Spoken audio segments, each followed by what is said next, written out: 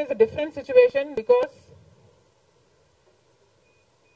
కడపలో ఎంపీ ఉన్నాడు, ఎమ్మెల్యే ఉన్నాడు, అధికార పక్షం. అక్కడున్న ప్రజలు భయభ్రాంతులు గురై బ్రతుకుతున్న ప్రజలు. ప్రభుత్వానికి వ్యతిరేకంగా అంటే యువజన శ్రామిక రైతు పార్టీకి వ్యతిరేకంగా పనిచేస్తే,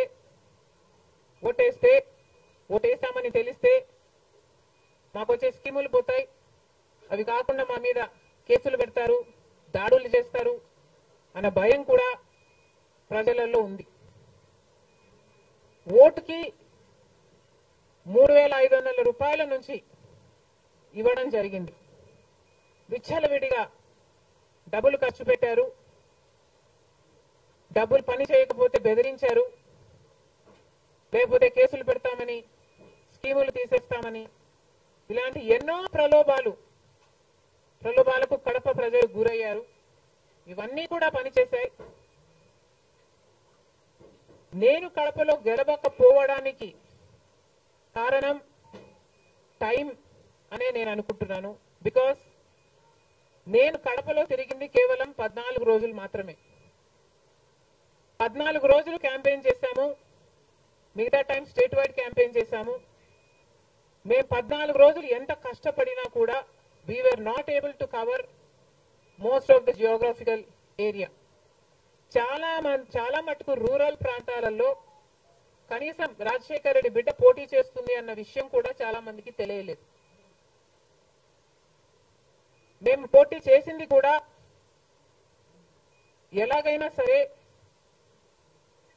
మళ్ళీ హంతకులు, హత్య చేపించిన వాళ్ళు చట్టసభలకు వెళ్ళకూడదు అని ఉద్దేశంతో మాత్రమే పోటీ చేయడం జరిగింది. సరే, అది జరగకపోయి ఉండొచ్చు, కానీ ప్రజల కంటే పైనున్నది దేవుడు. ఐఎమ్ వెరీ ష్యూర్ వాళ్ళ పాపం పండుతుంది, పండే రోజు కోసం దేవుడు కూడా ఎదురు చూస్తున్నాడని నా అభిప్రాయం.